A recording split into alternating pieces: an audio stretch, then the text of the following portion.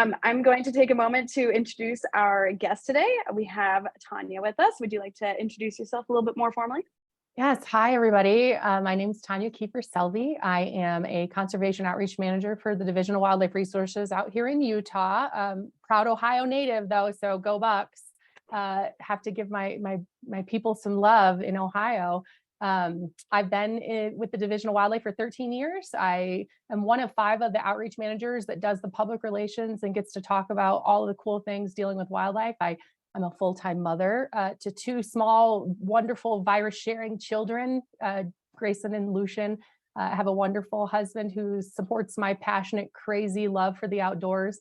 Love birding, love taking my kids birding. I love native pollinator gardening and traveling, and I am so excited to be able to represent birds here with the Christmas bird count. Amazing. Awesome. Yeah, thanks for sharing all that. It is really fun to, there's probably some people on the line here who can relate to a lot of those things. So hopefully they'll get a good idea of how to expand their passions too. All right, so as usual, if you've been here, we do ask a couple polls just to understand who we're talking to, just in case it helps us focus our questions a little bit or some of our information. Are you able to see polls, Roland? I can run them if not. But the first one is, there we go, perfect, thank you, is have you ever participated in a citizen science project before? So do we have new people? Do we have people who are very familiar with citizen science? Maybe you probably did a project, but you're not really sure if it was citizen science. I bet it was, unless it was a baking soda volcano. That's not citizen science. In case anyone was curious. Awesome. Okay, so far only one of you is a maybe, so that's kind of good to know. Awesome. Okay, yeah, it looks like most of you have participated in citizen science before, a good 72%. That's excellent. Okay, good to know. Our next question is, have you ever been to one of these events before? SciStarter Live. So these are weekly events on Tuesdays at 2 p.m. Eastern time. And we are always here to share a new project or a citizen science idea. Last time we had the citizen science gift guide. So if any of you were using our lovely gift guide to help out with Christmas shopping, it's very helpful. Awesome. We have about 83% of you. Awesome. Oh, most of you are no. Well, welcome. I'm so glad to have you here. This is excellent. We hope you can come back to the next one then as well. Last question for you to get a little bit more specific. Are you an aspiring citizen scientist or a citizen scientist already, a student, a parent, teacher, educator, librarian, library staff, project leader, researcher, bored person on the internet? There's always at least one. Oh, there's 2 in this case. No students, absolutely none. Okay. All right, I got about 50% of you participating. I'll give you another couple seconds. 3, 2. I want it to get to 80% before oh, one more person? Yeah, there we go. Okay, we're at 80%, cool. All right, so a lot of us are aspiring citizen scientists. I'm gonna count that as also being citizen scientists already. And quite a few educators and researchers. That's awesome. Welcome to the 3 bored people on the internet. We're happy to have you with us here today. Awesome. All right, so just to give you a little bit of background, since most of you have done a citizen science project before, you might be very familiar with this, this definition, but this is the definition we use at SciStarter, which is a collaboration between scientists and those of us who are curious, concerned, and motivated to make a difference. It's how people can make an impact on issues they care about and help science. So knowing citizen science projects means that you do science, but it's also a feedback, right? Like you're always giving that data to an actual project, and that's what makes a real impact, right? And in order to get involved in citizen science, if you've already done a project, you might be familiar with SciStarter. SciStarter is a hub of citizen science projects. We have more than 1,600 projects from all over the world, and they're searchable by topic. So if you go onto SciStarter.org and search the word dogs, you'll run into at least 3 projects. I did that very recently. There are quite a few of them about dogs, which is very nice. And so any kind of topic on there is helpful, and you can actually, with an account, save those projects. So if you're an avid citizen scientist at this point, this will help you track all that work. And so for anyone who is looking for like service hours or to show growth in citizen science, it's an excellent tool to use to do that. In addition to the account holder ability, We also have free trainings. The Foundations of Citizen Science is a training that's a prerequisite for the rest of the trainings, but it's very, very useful in terms of understanding the definitions, the how and who can get involved, what types of projects there are, and what knowledge you might need to know. And it helps really frame a lot of the scientific terms that you might hear, that as a citizen scientist, you may not be involved in science as an actual researcher or scientist, but a lot of this stuff is just easy and quick things to get used to when you're participating in citizen science projects, which often don't even use the jargon, but still good to know. There are follow-on trainings. So if you continue on to do data literacy, or if you're a librarian, there is one for librarians specifically, higher education, and also our newest one is data ethics for practitioners. And all of these end in a badge. So if you have a LinkedIn or social media of any sort, you can actually add your credentials to those. I have mine on my LinkedIn. I feel very special because of it. Very useful. Awesome. So today, we're going to be talking about the Christmas bird count. This is the Audubon's 123rd Christmas bird count. That is insanity that it's been 123 years of this. And I'm going to go ahead and turn it over to Tonya again. Awesome. Thank you. I'm going to share my screen here in just a second when I can get this to pull up correctly. So give me 1 second, guys. Let's share. I'll have to drop my screen as well. I think that might be the issue. Perfect. Yeah. Okay. I will share my screen now. Okay.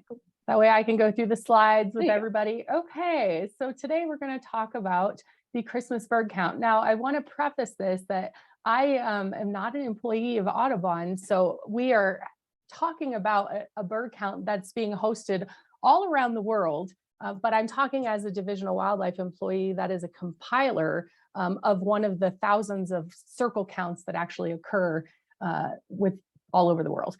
And so from December 14th to January 5th of every single year, for 123 years, the world's largest I did look it up, Emma, it is the world's largest citizen science project that does occur. And it's awesome because this data helps all of our biologists, all of our staff, they make conservation decisions based upon the data that we've been gathering. And so if you know about the Audubon's bird count, the original story, it was because hunters used to go out around Christmas time and they used to harvest all the birds. Well, we didn't want to completely annihilate all of them back in 1900. And so they decided that they would go out and look for birds with a select group of 27 people. And so hence where we ended up getting the Christmas bird count. And now we're up and running. And like we mentioned, I'm one of the 5 managers here in the state of Utah that gets to compile this amazing count with our volunteers. And one of the cool things is that you can look anywhere that you're, anywhere in the US, Canada, Alaska, other parts of the world, you can look and see where there's an active circle that you can actually participate in. And so let me see, do you see my slides moving, Emma, or everybody? Does everybody see that? I don't know, I hope so. We see the Audubon website. Okay, let me move this back over then really quick. Okay, I don't know how I did that. Let me move this back over. Now do you see the slideshow? Yes. Okay, perfect. Okay, so let's go back. Okay, so the conservation data for 123 years, it's a winter bird census if you don't know what that means, right? So we go out typically from sunrise to sunset. Every bird count compiler decides their own time frame, and you count birds in a single 24-hour period during that time frame of December 14th to January 5th. So every count is different, every circle is different. You want to make sure that you're communicating with that compiler to know when you want to go out so that your time frames are exact and you're getting into the right locations to count your birds. This is in a 15-mile diameter circle that the volunteers scatter on. The compiling circle that I work with, it's a fairly small group of people. We cover a large amount of area with a small group. Some of these compiler circles are composed of hundreds of volunteers. And so it is quite an undertaking for these counts to happen, but also it's a great way to build camaraderie. It's a team building experience, and you get to be outside all day in nature counting birds. the circle counts are in over 20 countries specifically, and it's all skill levels, which makes it even more fun. This year, I'm considering taking my child, he's 5, out into the bird count. He may not know what a bird is specifically, but he can see a bird. Anybody can see a bird. And so we like to pair up expert birders with, novice birders, and we like to take them out and try to encourage them every year to do this. Like, it's a really fun ability to get out when everyone has cabin fever during Christmas time. Depending on where you're at, obviously you're going to want to, prepare for the weather. You are outside all day. These counts happen whether you're hiking, whether you're walking, whether you're driving in the car. And so just a really cool opportunity to involve everyone in your community. And who hates birds? Nobody hates birds. I mean, maybe the people that are afraid of birds, but birds are just such a cool thing. Somebody made a comment in the chat about all the species. In the United States alone, there's over 700 species that you can look for. And so it's a really fun competitive edge when you're like looking for birds and trying to count them in one day. And so how do you get involved with the Christmas bird count, or why get involved? So over the years, with over 123 years of data, we've shown that the data that has been given back has shown that 3 billion birds have been lost since the 1970s. And so with over 70 bird species having been lost in the last 50 years, or the populations being lost to half, this data is invaluable. Like, we need to be able to complete this everywhere that there is a count circle. And there are always opportunities to build new count circles. Like I said in the beginning, the data is used to determine population health. As an agency representative, we are able to take this data into account when we're looking to see whether or not a species should be listed maybe as a conservation effort where it's a species of concern, or maybe there needs to be more research on specific birds within our area or within our state. And so this data helps provide management decisions that agency professionals are able to take back and use when they're undergoing management plans. Grassland birds and shorebirds are the ones that have shown to be on the fastest decline, with 34% being grassland birds and 33% a shorebird species. With conservation efforts established now, we may be able to keep these species from being listed, perhaps as threatened or endangered on the endangered species list. And again, this is an easy way to get involved to a community science project near you. So I was asked how I got started with birds, and I had some really great mentors since I was my child's age. So my mom gave me my very first bird book when I was 9 years old. She said, okay, look out the bathroom window and tell me what you see. And I thought she was crazy. And so I remember seeing cardinals, and I remember seeing blue jays, like the Steller's jays, very bright, one's red, one's blue, super brilliant birds. And I was addicted from that age on. I was lucky enough to work with this gentleman here on the picture right. His name is Tom Cashmere. He is a master bander who's banded over 100,000 birds in his lifetime and done research for so many years. Over 30 years of data has been collected just from his efforts alone. And so I started working with him when I was 15, and I was hooked. The first time I ever held a bird in my hand, it's such a delicate little creature with such a fast little heartbeat. I was addicted. And so I spent every waking volunteering hour with this society that Tom created called Green Creek Wildlife Society. My grandma used to get really upset with me too. She was like, can you stay home sometimes? I'm sorry. No, I need to go out with the birds. And so we would spend countless hours, whether we were doing the Christmas bird count, whether we were out banding birds, whether we were setting up bluebird boxes. My whole life was devoted to birds from a very young age. In my career, I was lucky enough to work with the Nature Conservancy, Arkansas Game and Fish, and the Cornell Lab of Ornithology on the ivory-billed woodpecker research project in 2007. And sadly, if you all pay attention to the news, you know that they officially deemed the ivory-billed woodpecker extinct as of, I think, last year, recently.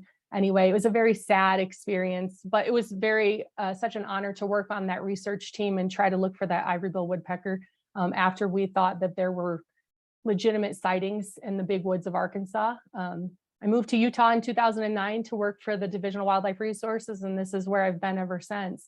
One of the things I enjoy is passing along my passion for birds through the Christmas bird count, through my children, through the people that I teach throughout the agency, When we host events, you know, a lot of it, the passion comes out with birds in me and pollinators especially.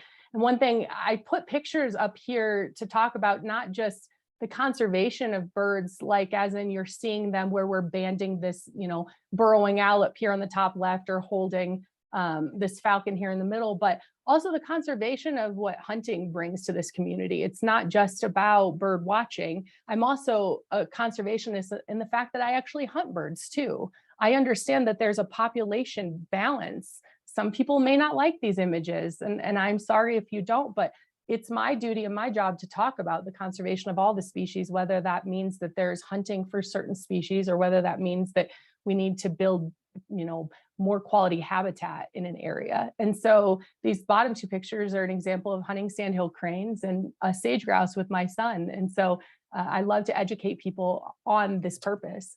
My first Christmas bird count was in 1999. This is my 24th year, so I've been doing this for a very long time.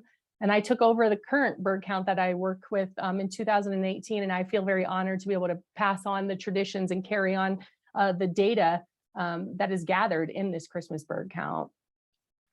So how do you join a Christmas bird count? Well, you have to find a circle to participate in. And so step one, you want to do your research. Obviously, you want to find a Christmas bird count or circle that's near you. You pick a circle and then you sign up. You work with the compiler or the organizer, such as myself, and you sign up with that person in order to be allocated to maybe your designated area. Maybe you get a 20-acre parcel in Massachusetts that is all wooded, or maybe you're sent to a wildlife refuge where you're covering, you know, maybe 75 acres or 1,000 acres in a location, just because there's not as many volunteers for a certain count. Obviously, you want to prepare for the day. You're going to need to wear weather appropriate attire. You're going to want to bring your binoculars. Good hiking shoes are highly recommended in a lot of locations, and then a good vehicle to travel in to designated site locations. Some of this you're going to be looking for the birds, some of this you're going to be listening for the birds. And so you want to make sure that you're prepared. These counts do happen in winter. Winter is different in every state, all over the country. And so make sure that you're prepared to do so. Like I said, the volunteers will work from dawn till dusk, and some of them choose to make this a team building experience. Some of them have socials after, where everybody will designate somebody's house to go to, and they take snacks and they'll have a whole entire dinner, and they'll compile all their data right there in a living room and talk about what they've seen over the past 15, 20, 30 years. And so it's a really cool opportunity, again, in the wintertime to build on this community science project. And maybe it seems very small and localized to you, but we're building on a database that's 123 years old. And so many of the volunteers that do this, they return year after year, or they go to a different state, or they travel to do these. I've been traveling to do mine when I was able to go home to Ohio for many years. I would do one here in Utah, and then I go home and do my Christmas bird count in Ohio, as long as the dates aligned. And so if you can't find a circle, you know, make sure that you're reaching out to the people nearest you or trying to find one near you. And if you don't have one in your area, maybe you're interested in becoming a compiler, such as myself. There is an application process that you do need to go through in order to create your new 15-mile circle, but it's possible. And so maybe you're a birder in an area that there's not a circle. Well, we need the data in that area too. And so make sure that you're following all of Audubon's established regulations in order to set up that new compiler circle. All the data has a protocol collection, and so you want to make sure that that's being followed as you maybe embark on that journey if you can't find one near you. And so we're going to try it. We're going to try this for a second. So I really hope this works for everybody. Okay, so imagine today you are on a Christmas bird count and you're a volunteer. So I'm going to show this image of a live feed from Cornell's Sapsucker Woods. It's taken from a couple weeks ago. And so I want you to record the species you see in here and observe what you see. Oh, go back, go back, go back. Okay, so maybe, can you all see this? Yes. Okay, so we're just going to take a few seconds, listen, observe what you see, make sure you're looking in the background too, because we're looking for all the bird species that you see. Okay, everybody get a good look. Super cool bird. Oh, there we go. Can you see it? I don't think we have the audio. I don't know if you needed us to have the audio, but oh, it's okay. If you it. don't have the audio, it's okay. Yeah, that's all right. We'll share the link too, so you can go back and watch. Yeah, this you can later. just go back and look and just test yourself. Okay, so you should get a good, decent look at what you're seeing. These are Eastern birds, so kudos to those Eastern birders. Hopefully us Western birders know what we're looking at. We should. If not, we're testing ourselves. Okay, so let's go back to the screen. Okay, we're gonna turn off my lovely video. We're gonna go back to the screen. Now let's try the polls. Are you ready, Emma, for the polls? Yes, unless Roland beats me to it. Actually, Roland, for whatever reason, it's not letting me. Do I need to stop sharing my screen? No, Okay. it's something Okay. going on my Okay, end. perfect. So there's the polls. So go ahead and let's fill out these polls based upon what you saw. What day is today? Once you've established that, you're doing really good as a Christmas bird count volunteer. What species do you see? Just pick one. And then what is the weather like in the video? So go ahead and submit those answers. And then let me know when you've got a few. Sure. We have about 38% reporting in. We want to hit at least to 80%. Some people may not be able to do the poll, but I hope so. Yeah, I think. But just so you know, the second question, there were multiple bird species. You're not wrong, but there are multiple bird species. So just pick one that you saw. Okay. We're at 67, 70%. Couple more of you. We're almost Couple there. more seconds. Testing your skills. This is super helpful because I wasn't sure what was involved in actually being able to give data. So this is all right. Helpful. So what day is today? Everyone picked December 6th. You're correct. December 7th. Don't rush us. Christmas is too close. What species do you see? Yeah, we saw American goldfinches, black-capped chickadees, Canada geese in the background if you were looking at the video. And then what's the weather like? It was kind of sunny. It might have been rainy or snow. It's definitely a little cloudy. So these are all things that we're looking for when you're taking your Christmas bird count data. You're looking for all the species that you see, marking them down. You're observing what the weather is like. You're observing the amount of time that it takes you to start and finish your section. As a compiler, when we go back to this information, we are looking for that to be able to enter into the database. And that's what that's what Audubon, is using to compile all the data. And so congratulations, you are officially good as a Christmas bird count volunteer. So let's have you sign up next.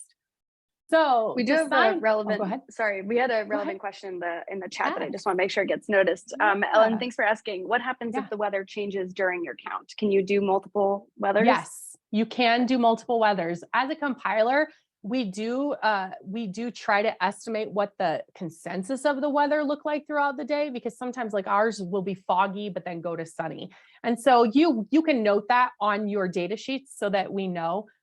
But yes, make sure if the weather changes throughout the day that you do note that. Science is data. We need all the data. So make sure that you're being specific. How do you distinguish duplicates? So the same birds, so you count them. So say you saw 50 American goldfinches, you would write down 50 American goldfinches. So you move to a different location, you see 25 goldfinches. So you add that. Essentially, you're looking for a total of the birds that you saw of that species. So you're wanting to make sure you get a grand total of all of them, no matter how you see the birds, say in a 1 acre parcel, you see house finches over here, you see cardinals over here, or you see blue jays over here, or maybe you see, chickadees over here. You'll want to distinguish between the species as best you can, which is why we try to balance an expert birder with a novice birder if you don't know what you're looking at. But you also are looking for a total count of the birds. So 25 geese here, 677 geese there, and then you'll circle a giant total and you'll give the total to your compilers. Do you have, go ahead. I'm so sorry. Okay. Follow-up question to that. I'm just curious, do you have any tips for counting birds if you're in an area where they're moving around a lot? Like, do you have specific strategies to make sure that you're like not spooking them so they do stay still for you? Not sure. So my recommendation is just to try to get as best count as possible. Like, the birds aren't going to sit still for you. If you're lucky, you're going to have to make a guesstimate. And so try to count as many as possible. This happens a lot too when we're counting like waterfowl in an area. If you're able to look at an area where you used to have, say, 1,000 Canada geese, and you can, in a spotting scope or your binoculars, count a section of 10. If you're able to duplicate that effort throughout the image that you're looking at or within your scope or your binoculars, you're probably close to a really good estimate of the birds you're seeing. There may be some different high numbers, but you know, you'll do your best. And then Hillary wrote, only report the highest number, not adding together when reporting from home. Yes, that's a very valid point. Make sure that you're reporting the highest number of the birds that you see, not just not adding them together. Hopefully I read that right. Only report the highest number, not adding together when reporting from home. Yes. So there, like I said, you're going to want to make sure that you go to Audubon's what you need to know, and then make sure you check in with your compiler before you just show up, so that all of the rules that you have to follow for counting your birds, that compiler should be able to give you everything that you need to know when you're going out and doing an actual Christmas bird count with a group of folks or by yourself. So how you join the Christmas bird count. To sign up, first off, you're going to need to go to Audubon's website, contact your local wildlife agency. If you don't know, a lot of them should be fairly involved with this data count. And so, but the best way is to look on the compiler map. And so here I've got the Christmas bird count link, and then as well as the map showing you where all the Christmas bird count compiler circles are currently. Make sure you're looking for the ones in yellow and green. The red ones are usually ones that aren't active currently. But as you see, even over on the far left of that image of the map, they're bird counts in Guam, lots of them. And so Guam, Canada, all the way up, you know, past the you know, large, vast sections of Canada, like make sure you're finding one near you. So I'm going to click on the Christmas bird count page. And so essentially, if you just type in Audubon Christmas bird count, you're going to head to the main page of Audubon. And so there's where the home is, access count results, your CBC data, which is where compilers will enter the information that you gather for them, and then the trends viewer. We'll go back to the trends viewer here in a minute, but I'm going to go to the join the Christmas bird count. Under this beautiful image of a couple of wonderful birders out getting the data, they basically talk about how to sign up and receive information for community science projects. And then in the center of that couple paragraphs is click here for a map view of the circle is expected to be included in the map. So we're going to click on that, but also notice down below, you'll see the step 1, step 2, step 3 of how to become involved with the Christmas bird count. And I highly recommend just doing your research and reading through that information. We're going to click here for the map. And Emma, can you see the map okay? Perfect. Okay, so here's a map. All you have to do is zoom in. If you see, it's a saturated map with a lot of count circles, but maybe you see a section like maybe in central Utah where we need to have more Christmas bird count circles because, you know, we just don't have one. There is an absence of area that definitely could be filled in. But if you're on the East Coast, oh boy, just throw a dart and pick one. Like you've got to be close to a few Christmas bird count areas near you. And so if you click on one, for instance, I'm going to click on the one that I'm hosting this year. If you click on the circle highlighted in yellow or green, it essentially says what the circle ID is, who the compiler is, how to get a hold of the compiler via email or phone, and then the comments as to how you can become involved. And so with us, we work directly with the National Wildlife Refuge. That's where our circle is compiled all around a National Wildlife Refuge.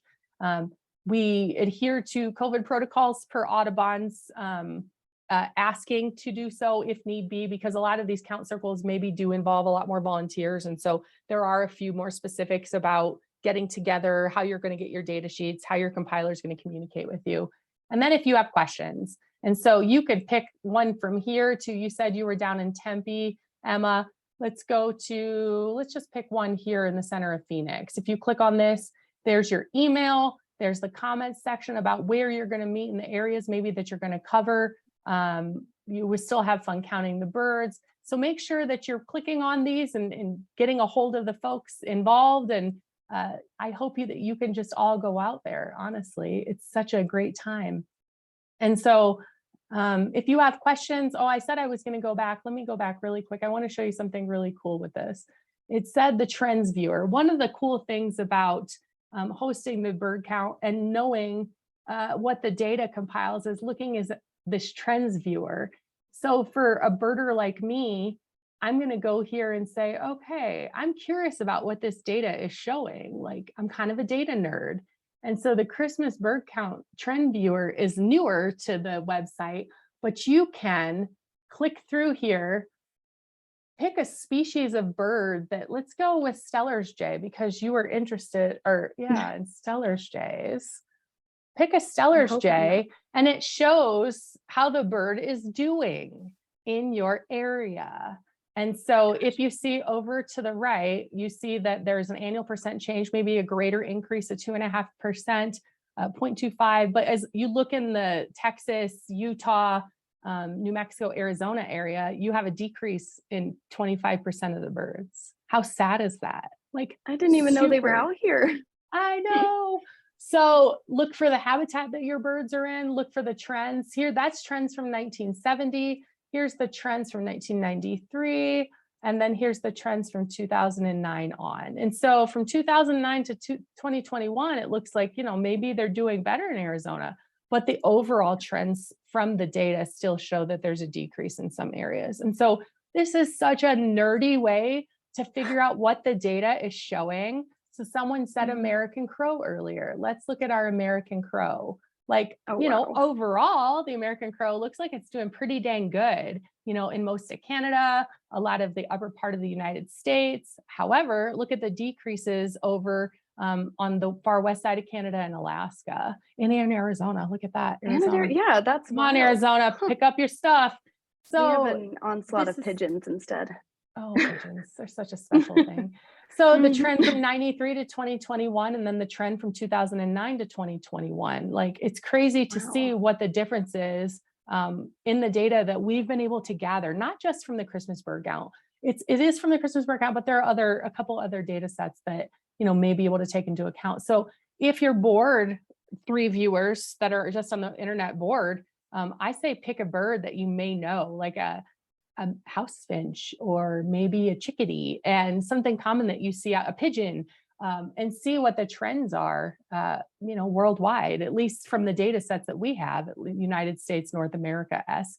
But yeah, it's kind of a cool little thing that you can do to look at the data that you're gathering for the Christmas bird count. So I think that's all I have for right now. Like I said, get a hold of your compilers, find a Christmas bird count circle near you. And I'm so thankful for my agency supporting my love and passion for what I do, as well as Audubon for being the data hub for us to dump all this information in. So thank you for all of those supporting me. And yeah, I'll answer any questions if anyone has any. That is incredible. I love, we got a clap. Nice. Yes, I love that claps. was a thing. I have a question specifically about the compiler. So I hope you didn't already answer this. I'm trying to remember. For compilers, why do they use compilers? So is the question, like what is the reasoning behind having these groups of people and then one person loading all the data? Is there like a specific? So just like any team sport, right? You have to have a coach. There has to be a coach involved. Okay. And so the compiler essentially is the coach of the Christmas bird count circle. And so I get to serve as the coach to my team, send the team out. We're doing great things. We're gathering the data. We're looking for all the trends. For ours specifically, we have almost 20 years of data just in our little area in the middle of northeastern Utah. And so then when they bring it back, the coach has to take everything, all the plays into account. We have to take in all the data, and they don't want there to be multiple coaches because multiple coaches may have different interpretations of how the data is entered. We need one coach to enter the data so that it's fluid across the entire compiler circles network. And so we've been trained. We have a meeting tomorrow, Thursday actually, that Audubon puts on for all the compilers actually, so that we're up to speed with everything that we need to know. The trends viewer just came out a few years ago so that we can point people to that. Any health protocols that we need to take into consideration, volunteer specifics for community science involved movements, because some of these compilers, like I said, they're balancing like hundreds of volunteers. I don't have that many. I feel very fortunate that I have a very tight, small knit group of people, but for those that are compiling a lot, we need to all be on the same page, and we can't have more than one coach on the court. So. Right. That's definitely makes me feel better about being able to participate, just simply because there would be someone there to train me, so to speak, or give me the tips and tricks of the area. Yes. Sometimes that can push people away from citizen science when Ooh. it's like a difficult program, right? Yes, And so I'm glad that that's the case. We had a Go great ahead. question pop up on the chat. It said, should we be using eBird in the day of the count? Yes. Audubon did encourage folks to use eBird during the days of the count. And so you will document what you're doing through eBird if you know how to use that. That's a whole nother community science project in itself.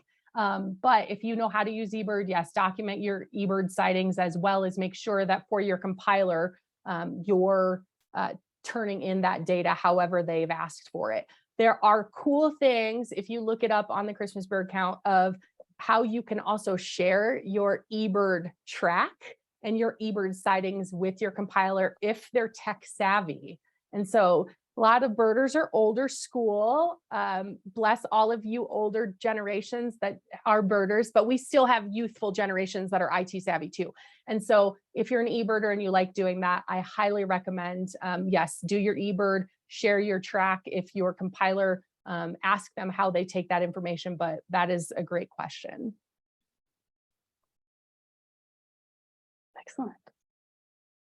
I'm so sorry. I can't see the chat for whatever reason. It's not loading for me. Sharing. Let me stop sharing. Oh, yeah, I stopped sharing. Cool. Okay, excellent. Again, I'm not sure what's going on with my processing, but I can't see if anything has been added to Q&A either. If any of you would like to speak about your own personal experiences as birders, we have the ability to allow you in as a speaker. So if you'd like to share your experience, I saw some of you in the chat when they were loading for me, speak to their favorite birds and whatnot. So I would love to be able to hear other people's experiences to share. And Roland, you might need to do that for me, honestly. So sorry. I don't know what's going on. My quality of video hopefully is fine, but none of the things are loading. But if you would like to share anything, you can, I think it's a raised hand function, and we can unmute you if you'd like. No pressure, no worries. No pressure. It's a lot of fun. I really encourage everybody to become involved with their local chapters. You meet a lot of really great people that are very passionate about birds, and yeah, it says, can folks turn on cameras too? I think we should do that every time. That's fun. I like that. We can, so you can turn it, I can't currently, but we can turn them all Darlene to panelists.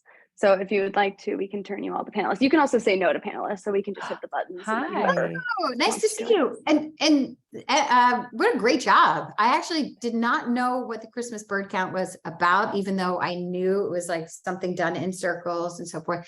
You did such a good job explaining all that. So yes, I think I'm getting closer to joining. I guess I had a question of, I looked on the website and so forth to try to find where I am, which is Ocean County, New Jersey. Okay. To see if I can join that one. Yeah. And I don't know if it's not too late to join somebody's circle. No. All right. No. Great. No. For the most part, because we don't start until December 14th, this is a perfect time for SciStarter to host this, because we are still putting together our volunteer lists and mapping you out as to where we want to put you as far as experts, novice, what sections we want you to cover. So it's a great time to sign up. Great. Yeah, I'm really looking forward to it. Thank you. And I love it. I don't know anything about birding. You know, I'm also aware of eBird, but have never actually used it. So yeah, you just did a really good job of thank you. taking some of the, you know, kind of pulling back the curtain a little bit. So I feel more comfortable getting involved. Yeah, that's one thing I would say. Birds can be intimidating. And if you end up with a novice birder that's ornery, like, you know, you may not want to join our Christmas bird count. But for the most part, we're a very inviting group of individuals that are super nerdy about data. We're super passionate about bringing people out. And we just really want people to appreciate birds. Birds are a little tiny species that encompass a big habitat. And so there's so much that we can do as community science and citizen science volunteers when it comes to birds. And you never know, you could be saving the woodland, you know, acre right next to your house just because, you know, a little bird was there. So bird nerds. I love it. Bird nerds. We do have a couple of questions showing up in the Q&A and chat. Perfect. Q&A, Nora, thanks for asking. What is a feeder count? Oh, I didn't even catch that. Yeah. Ooh, it's different. So they definitely, like I was saying, that data set that we work off of when we're making agency decisions, also the Great Backyard Feeder Count. That is another one of those counts, just like Audubon. I don't have a lot of expertise in doing the feeder count, but you can sign up to do the Great Backyard Feeder Counts, and it's very similar, like a feeder watch. And so Cornell hosts this Project Feeder Watch where you can sit in your own backyard if you have a bird feeder and you can enter the data and count the birds. So very similar. It's not the Christmas bird count, but it's a very similar way for you to enter data, become a community or citizen scientist, and participate from the beautiful, living room furniture. And so, yeah, it's a cool opportunity to also help the birds. So I would highly recommend that as well. Absolutely. Ellen asked, how can I encourage families with kids to join or help established groups invite families to participate? So big push for the families. So I love taking families out. It is one of my favorite things. Now, here's the thing you have to remember. Kids get whiny when they're cold. Dress them up. Like make sure that they, I do too. Yeah. Make sure that everybody has nice warm boots, put little, they make toe warmers, put those in your kids' boots. They're such a game changer. Make sure they're bundled up. And everybody these days, at least in my network of folks, we all get those silly little science starter kits where they have a little bug kit and they have those goofy little tiny binoculars. Give them to the kids. Let them go out and pretend to see something. It doesn't matter if they see Bigfoot. That is your way of segueing them into getting into the outdoors. I do it with my child all the time. Then I let my child look through my binoculars and the whole world changes for him. He's addicted because all of a sudden he saw it. Now, if you're able to partner maybe with your local wildlife agency or with a nonprofit that does these kind of family-friendly events, maybe they have binoculars for you to use. So for us, we always bring a tub of binoculars, both big and small, for the tiny humans to use as well as the adults. And so if you can find a good partner to, bring to the compiler circle, that's a great way to get your families and friends involved. We bring snacks. We also do a little breakfast kind of dishes when we do our meeting in the morning. And so, kids, maybe they're time limited. So maybe your compiler sets you up with a time limited space or area to work on so that your kids don't get bored, they don't get cold, they don't get whiny and make you miserable, and they stay involved. I know I've got 2 of them, guys. I have to think outside the box most of the time with them. And my way of keeping them happy is fed and warm. So. Excellent advice. I love the food. Yeah, the food aspect. Everyone, yes. They start whining, give them a fruit snack. Yeah. Otherwise it's done. Yeah. There is a question, not about the Christmas bird count necessarily, but I actually am not familiar if there is one on, if one is on SciStarter, but do we have any projects that you're aware of that are about notifying about bird strikes, like on window strikes?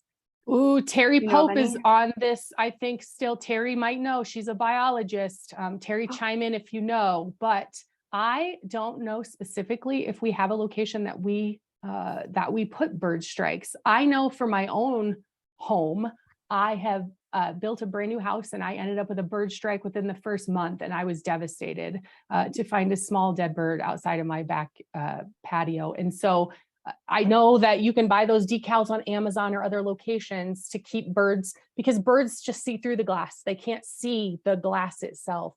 And so I know that I have decals all over my windows that look like birds and butterflies and leaves to keep poor birds from killing themselves up against the glass. But I don't know if Terry could chime in on the chat if she's listening. She, like I said, is a biologist for us. And so so Hillary says report to D-Bird. D-Bird or E-Bird, Hillary? I'm not sure what. Hillary is also, I think, another one of our biologists. Chicago Bird Collision Monitors. Okay, it looks like D as in dead. Oh, Hillary says dead bird. Oh my gosh. I didn't know. We're learning. D-Bird website. Poor guys. Yeah, so I guess you can report to D-Bird. Thanks, Hillary. Thanks. That's a great question. I did not know that. Poor little birds. Yeah. If any of you or the biologist, Terry, wanted to speak, I'm sorry, I can't. I don't know what's She happening, piped but in. it's not letting me. Or Natasha. Natasha's on as well. She could also chime in. Natasha also mentioned in the chat, in Utah, we have a citizen science project called the Rosie Finch Project. It's a feeder count for Rosie Finches.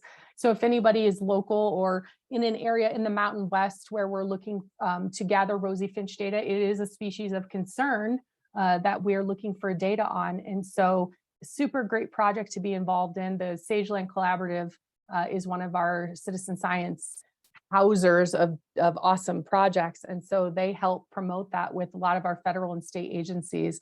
And so in the chat, Natasha put that if you're interested in becoming part of that feeder watch as well. Let's see if I have any other comments. Oh, there's a citizen science project. Tracy Aviary also in Utah has a really great conservation project.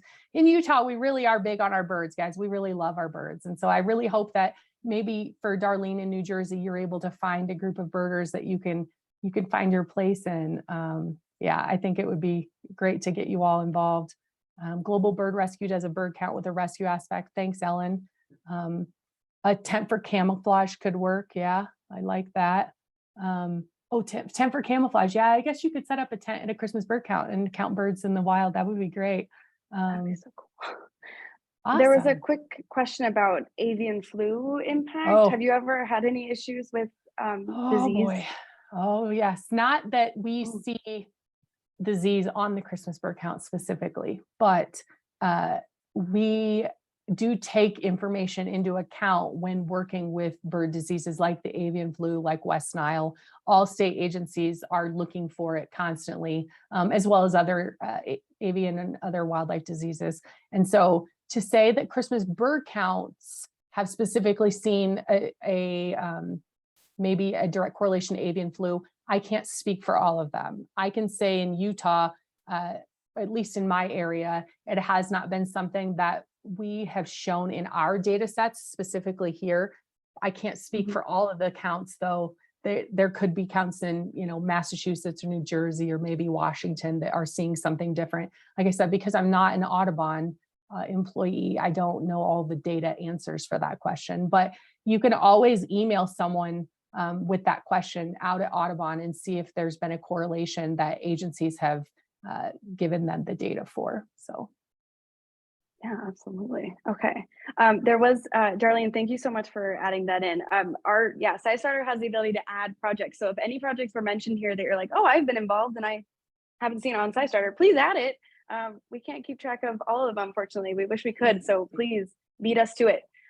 We're taking kind of all these projects too, but in case we don't make it in time, please write those down or add those in, and we would love to support them on SciStarter. I might not be able to share my screen again, but I was going to go on to the little closeout area. Just want to double check if there's any other questions. Gonna give a brief pause. Please interrupt me while I try to share my screen again if anything does come up. Oh, good. I have a random menu on my screen now. Hopefully this doesn't show up. Okay. Okay. This is excellent. I love the use of the emojis too. I don't think we've ever had individuals do that for these webinars. So thank you so much for sharing. It's nice to have responses back for some of this. I love it. All right, for any of you who are thinking, oh, this is my first time here and now I love this and want to come back, I'm sure that's every single one of you. Here is the next two coming up. We have December 13th is stall catchers. If any of you have been involved in stall catchers, it was the #1 project on SciStarter in 2022. Emma, we can't see it. It's not showing on my end. It said started screen sharing, but I'm not seeing it. Oh no. Roland, I'm going to stop my share if you were able to share instead. Gosh, sorry, everyone. I'm not sure what's going on here.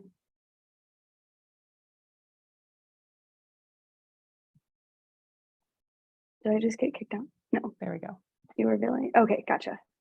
Are we, okay, can everyone see Roland's screen? Yes. Maybe. Okay, cool. December 13th is stall catchers. If anyone's familiar with that project, it's a Alzheimer's research project. It's all online, easy to do from home, especially if it's snowing outside and you have to do something that keeps you inside, something interesting. It's a great one. And the creator, Pietro Michelucci, will be there with us. On the 20th, we're going to talk about how satellites track Santa. and do science. We'll be hopefully talking to NORAD and also Globe Clouds, all about ground truthing and making sure that we can connect our satellite data to the data we can see from the ground to make sure that it's all accurate and leads to better data, right? And then at the very bottom here, we have our blog link here, and it has been shared in the chat and will be shared again. If you need any updates on what's coming up next, you can refer to it there very easily. And then if you wanted to switch to the next slide. Yep, you're there. We are? Oh, no, my computer is apparently frozen. I can still be heard though? Mm-hmm. Hopefully, okay. The next one I believe is the resources. So all these, hopefully. So Citizen Science Month. Oh my gosh, thank you so much, Tonya. I'm sorry. Okay. So Citizen Science, sorry. Do you want to take over, Darlene? Did you just cut in? Is that you? Gosh, I'm so sorry. I might be cut out of this meeting. Honestly, I can't tell. I think you're good. Oh no. Yeah, we can, Okay, we can good. hear you. Okay, I'm so No, you're sorry. I good. don't know what's happening here. I'm looking at the same screen. So citizensciencemonth.org, if you are interested in promoting any events or you want to get involved in any events, you can go to citizensciencemonth.org to see any resources and look into trainings, among a million other resources for getting involved during the month of April, which is Citizen Science Month. It's our 4th year of Citizen Science Month this year, which is very exciting. So we're excited to make this the best and most involved one yet. So especially if you have any libraries in your area, there's a likelihood that they might have events coming up with citizen science kits. And you can look into that on our SciStarter.org/library locator. You can just look up libraries in SciStarter and you'd find it pretty quickly. In addition to citizensciencemonth.org, we also have our usual resources on the next slide, which I assume you would be potentially looking at this point, although I cannot see it. Yep, you're good. Thank you. And these are all the resources that we usually mention. We have a podcast, we have our trainings, and you can always contact us at info@scistarter.org. If you have any interest in hearing about specific projects, feel free to drop us a line. We also have a survey that you can send us information in about how you feel about this webinar series. And since so many of you are new this time, it would be great to hear your thoughts and see what might be on your minds for what you want to see next. And then I believe Roland will drop that in the chat for you as well. But that is about a wrap up. Thank you so much, Tonya, for joining us. That was like the most efficient and like helpful demonstration of a project I've seen yet. And I feel very confident being able to participate. So that was incredibly well done and helpful. Thank you. Thank you. Yes, you're welcome. Thank you for having me. Absolutely. All right. Well, in that case, if there aren't any more questions, can't say I can see questions. So if Roland wanted to chime in, if anything does pop up, let me know. But otherwise, I hope you all have you have 4 minutes back of your life if you'd like them from the webinar series. Thank you so much for joining us.